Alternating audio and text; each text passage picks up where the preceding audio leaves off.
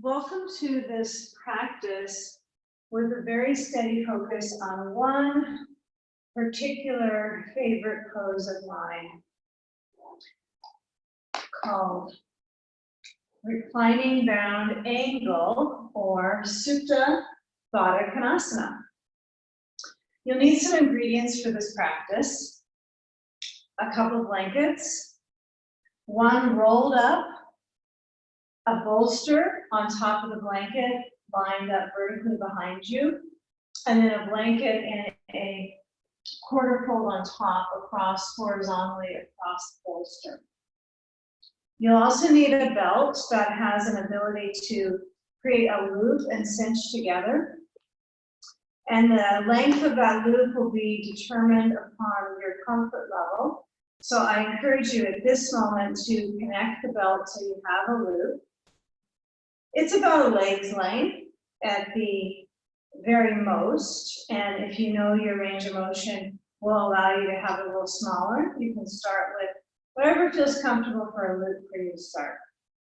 And then you'll have a couple of blocks, a bag of sand or rice, and we'll be doing a couple variations when we finish Supta Baddha Konasana. So you might have a mid-sized grippy ball that you can use for some self-massage to release. And I love this pose because it really varies upon supporting me to feel balanced. It's helpful for circulation and ease in my belly and in my low back and in my hips.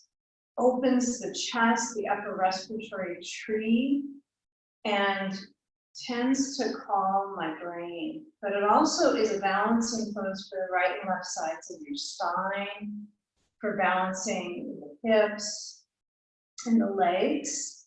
So it has so many different positive qualities to this posture. I think this is a great posture to do for certain when you're doing a restorative yoga practice.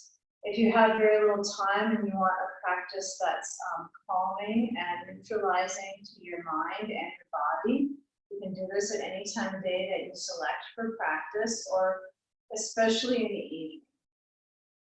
Okay, so join me. We're going to start out with our pelvis tucked up right up at the short end of our bolster.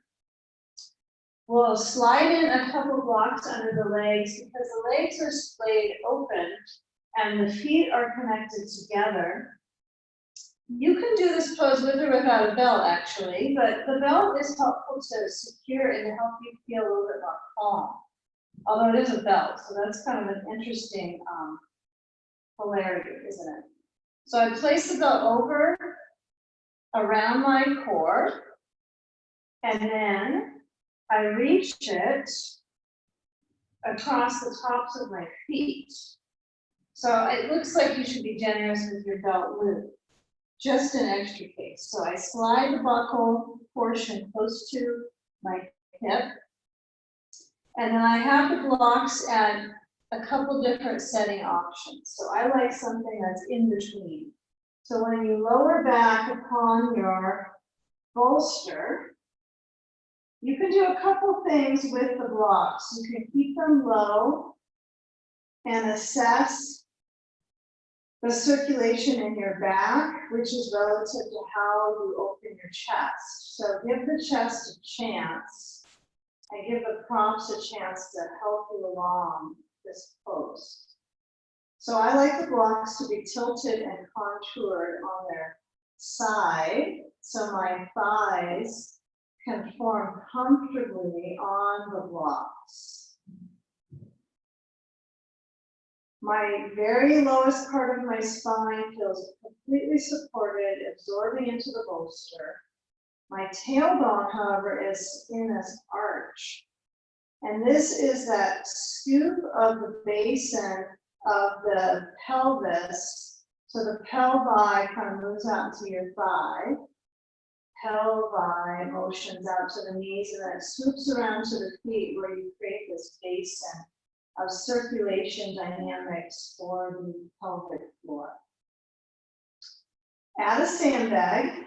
Sandbags can go anywhere on this pose. If you have multiple sandbags. You could have one across your feet, one on each thigh, and then one dominant focus for sand might be your rib intersection where they intersect right below the sternum.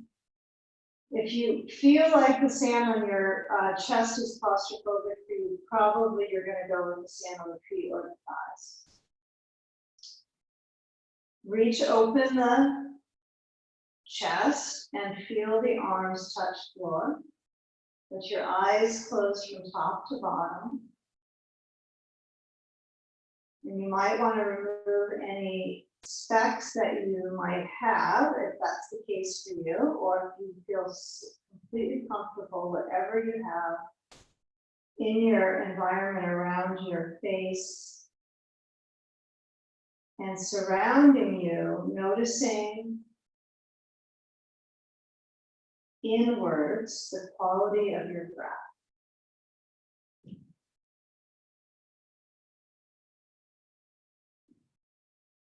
Feel the inhalation filling the body. Feel the exhalation pouring out of the mouth.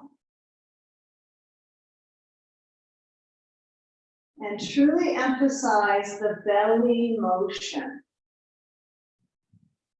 So restorative practice honors the awareness of the breath as a dominant force to calm the nervous system. So let's use that force of movement of breath to persuade the bones and the muscles to calm. And then easily feeling the movement of the breathing muscles. If you have sand upon your core, you'll feel that strengthening of the breathing muscles via the weight force onto them. Purposely feeling that intake of oxygen and the out breath relaxing out of your mouth.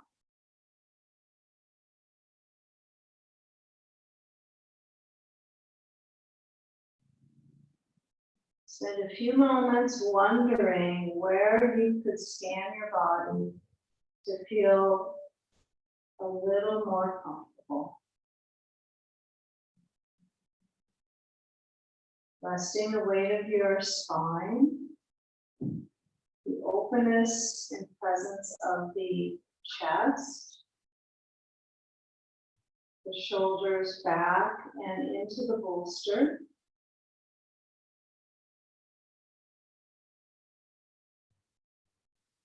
Start to move your arms wide and far enough out that they hover over the ground.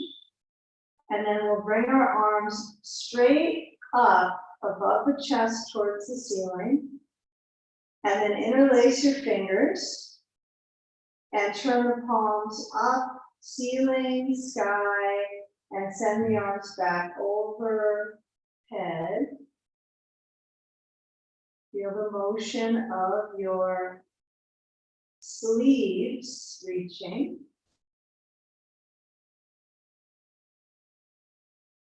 Let the belly breath really broaden and ease around the contours of your back. Soothing and toning the organs by the developing breath, the pace, the quality. Now, as we move the arms back open, back to their beginning state, maybe a little bit closer to your body. And this posture might start rather intense for your back or your legs, and then it might dissolve some of that tension. So paying attention to the nature of change. And let's relax our breath and start to come to the next shape, which requires movement and progress. So we'll move any sand aside from the upper core body. If you have sand on the thighs, that includes that as well. And I unbuckle the belt, and then I get out of the belt and slide the actual fabric off my legs. And as my knees move up about hips distancing apart, I encourage you to transition out of this pose with a little bit of movement on your back. Okay, so if you have a block or a ball, you're going to reach for one of those objects and place it beside your left outer upper thigh, right at the greater trochanter on that left side. And scoot the feet closer to the buttocks so they get as close as they can comfortably place themselves. Push into your feet so there's a very tiny little pelvic tilt. Scoot the pelvis down a little towards the feet. And then lift the right foot up and cross the right ankle to the left knee.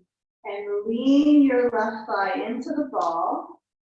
Hold the right knee with your left hand and start to deliver a focus of pulling your right leg towards your left shoulder.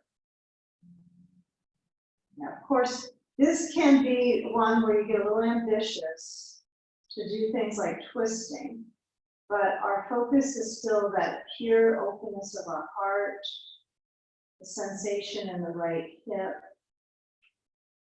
that delivery of slow quality of breath. Utilizing this as quite a meditative practice. It's a simple one pose with a little movement out of it could make a difference. Now, as you relax your grip on the knee, we're going to take it easy to switch sides. Feel what it's like when you go right into coordinating the left foot to the right knee. The block or a ball, mid-sized grippy ball, could be any kind of ball in the house, but you want it to have a little bit of a responsive texture. You could squeeze it a little. Not a tennis ball, something a little bigger. And then lean your body weight over to that ball, or if you have a block, that's it. Hold the left knee with right hand. Now, feeling the inner leg sensation, and I feel it actually moving primarily in my left buttock. Some people feel that the delivery is in the inner thigh. It just depends on where you could use the detachment focus in your body, where you're kind of attached and holding on. Now that's where it's going to come to in a practice. So we're all going to feel a little different sensations. Stay with the energy of that crossover. Okay, if it's an easy practice, it's probably getting into some of the connective tissues that are grippy. Grippy hippie poses.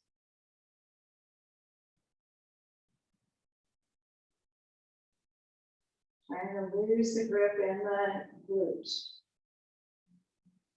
Now, as we remove that glute grip, we let go, and then we let the knee move back to center. If you have a ball, you're going to place it between the knees and squeeze. A block, same.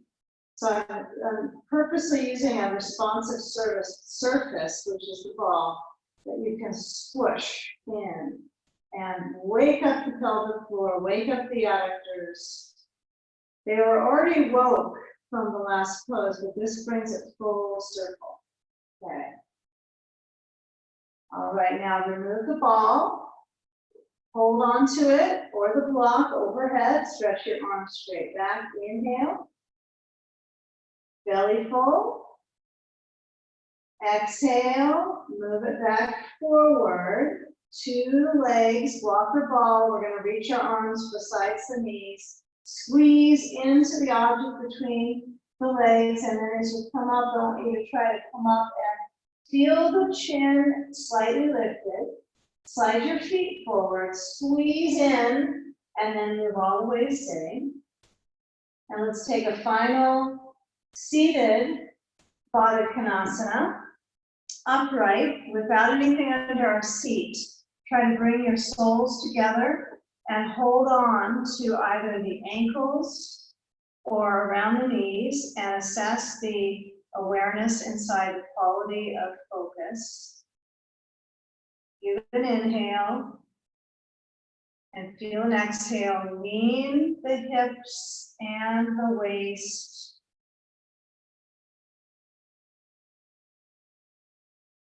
Take yourself out of the pose by doing some Koopman, a little bit of tapping to the feet. You can do a hand slap or a fist with your hands all the way through the adductors that we have started to warm up today.